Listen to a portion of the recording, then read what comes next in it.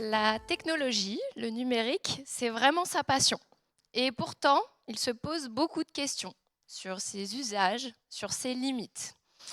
Enes, ce soir, vient nous poser une question plutôt étrange et un peu provocante aussi. Est-ce qu'on ne couperait pas du beurre à la tronçonneuse? S'il vous plaît, faites un maximum de bruit pour Enes.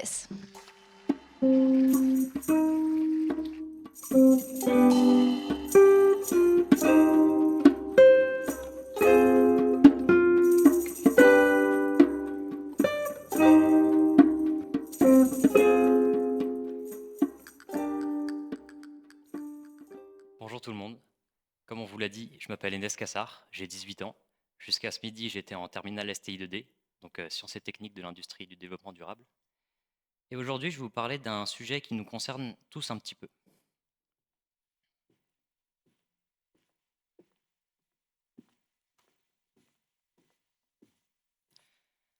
À la fin du XVIIIe siècle commence la première révolution industrielle, qui fait basculer notre société, jusqu'alors artisanale, vers une société industrialisée basée sur le commerce, avec des inventions telles que la machine à vapeur ou le métier à tisser. Les innovations technologiques ont continué avec l'utilisation du pétrole, la maîtrise de l'électricité, l'informatique et plus récemment Internet. Je ne parlerai pas ici de l'intelligence artificielle par manque de recul.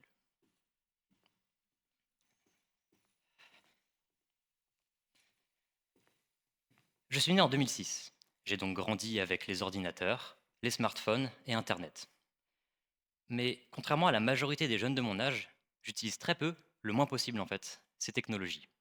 Cet avis, je me le suis forgé moi-même, sans suivre quiconque. Mais alors comment? Je suis le fils d'un Turc immigré musulman de classe ouvrière et d'une Française qui vient d'une grande famille à l'éducation classique et catholique. Par conséquent, ils ont des visions du monde fondamentalement opposées. Lorsque j'ai eu 3 ans, ils se sont séparés. Et avec la garde alternée, j'ai dû osciller un petit peu toute ma vie entre ces deux mondes quasiment opposés. D'un côté, nous avions chez ma mère, où par exemple, lors des repas, nous passions un moment convivial et familial où on discutait, on se donnait des nouvelles. En revanche, chez mon père, lors des repas, on mangeait, point.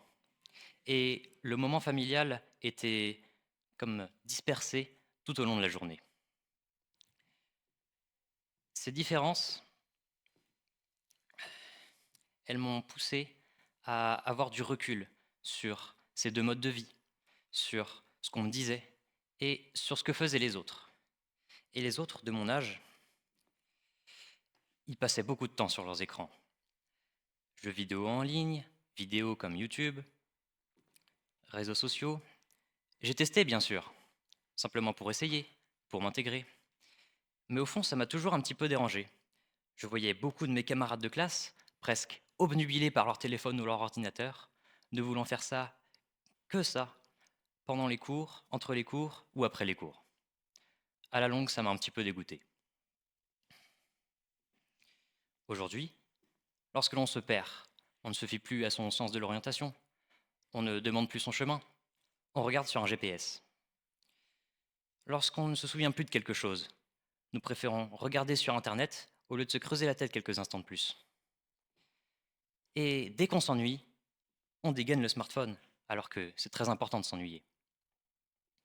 De plus, la production d'objets connectés, tels que des smartphones, des ordinateurs portables, des montres connectées ou des casques ou des écouteurs sans fil, sont une véritable catastrophe environnementale, principalement à cause des terres rares qui les composent, qui polluent, assèchent et contaminent les sols d'où ils sont extraites. Aujourd'hui, la pollution annuelle d'Internet a dépassé celle du trafic aérien mondial. De plus, la production d'électricité elle-même pollue. Moins en France, car nous avons un parc électrique nucléaire, donc qui produit très peu de CO2. Mais en Pologne ou en Chine, par exemple, la majorité de l'énergie produite l'est grâce au charbon, qui est l'énergie fossile la plus polluante.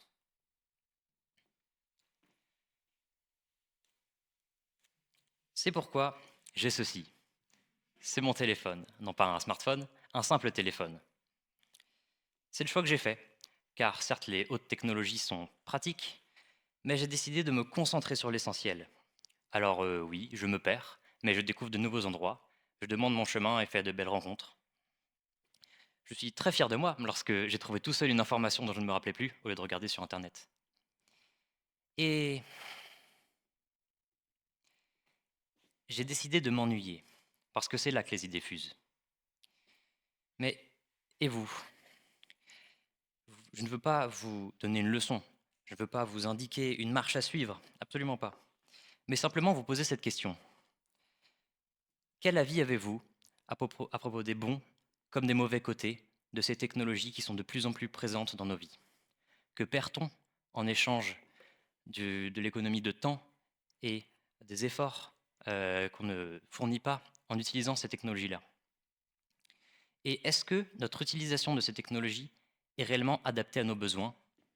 Ou ne serions-nous tous pas un petit peu en train de couper du beurre avec une tronçonneuse? Merci beaucoup.